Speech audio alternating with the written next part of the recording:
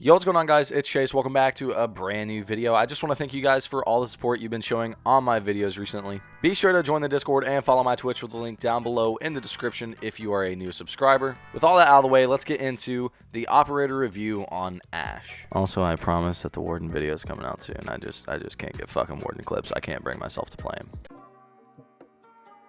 Let's go ahead and dive deep into the background of Ash. So Ash is 33 years old. She was born in Jerusalem. Her biography states that she grew up in Israel. She majored in structural engineering. She joined the Israeli Defense Forces, but later moved to the U.S. to be part of the FBI and continues to this day to develop advanced demolition equipment. All around, just really a basic background. States where she grew up, states what she did, compared to stuff like Jackal and Capital, who almost have the same exact backgrounds. So let's go into, Ash's loadout. So she is a 3-speed, 1-armor operator for the FBI SWAT team. For her primary weapons, she has the G36C, which is a decent, kind of middle-of-the-line, mediocre assault rifle. It's the must-pick choice if you like ACOGs on all of your attackers, as the R4C doesn't have it, but all around, it's really just a middle-of-the-road, mediocre assault rifle. As for her other primary, she has the R4C. I think it's the easy and obvious choice for her. It's a fast-firing mobile assault rifle that packs a punch and works well with her speed. It's essentially the pick to make if you genuinely want to play her as a rusher.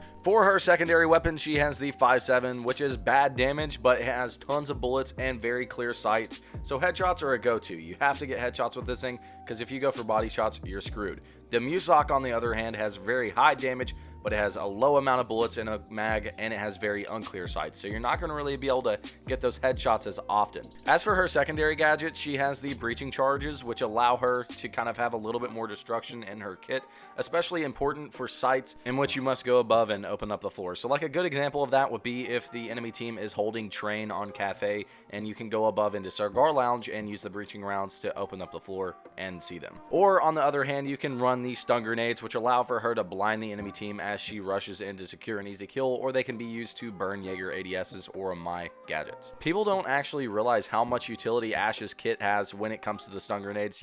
With Jaeger and Wamai both being heavily in meta right now, anything that can get rid of those utility dump gadgets are really, really helpful. Let's go ahead and look into her gadget as well. Her gadget is a breaching round launcher. It propels a breaching round into a wall to open up a man-sized hole big enough to run through. Also, the detonation time gives Ash enough time to pull her gun back up. This is something I like a lot about Ash, that it gives her time to pull her gun back up, have her sights aimed down, as to where Zophia's is an impact launcher that you have to use from cover. If not, you're going to be opening up a wall, and likely an enemy's going to notice it before you even have your gun up and get the easy kill on you instead. I think it's pretty clear that Ash's role on the attacking team is an entry fragger. As an entry frag, you want to be able to watch out for traps. Legion and cap cans are by far your biggest enemy with Ash, as you want to make your way to the objective as fast as possible with her.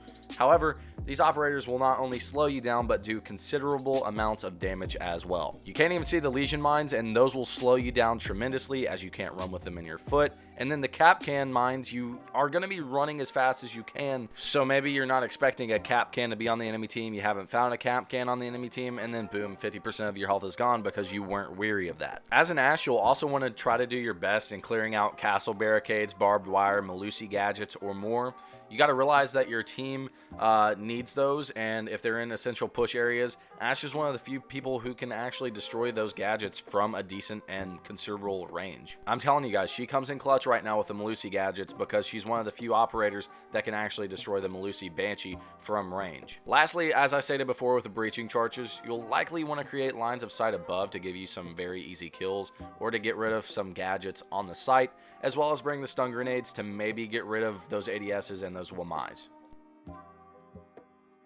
Next, we'll talk about her strengths. So Ash definitely does have a lot of strengths. Her hitbox is still very broken to a lot of people and very, very tiny. It's one of the smallest in the game. That combined with her speed, she is a very hard target to hit. Use that to your advantage to move towards the objective or out of the objective if you're really in a sticky situation. Also, keep in mind that the R4C will win you most of your gunfights up close, as it's one of the best guns in the game for close quarters combat. The breaching round launcher counters most anchor gadgets in the game, which is a huge strength of hers. Just think of things like, as we've already stated, the Malusi Banshees, Maestro turrets, for example. Two of those are insanely in meta right now. Also, ever since Castle got the Super Shorty, he's been being ran a whole lot more, so she can also destroy those from range. Shields are also incredibly in meta right now, so she can destroy those. I think a good strength of most of the operators in Siege, like Ash, Ash, Sledge, all of those is that they are incredibly easy to pick up and do well with. Anyone can pick them up, know what they do, and go with them. It's not something like Echo where you got to pick up and kind of know what you're doing and kind of have the time put into him to actually truly master him and play him well.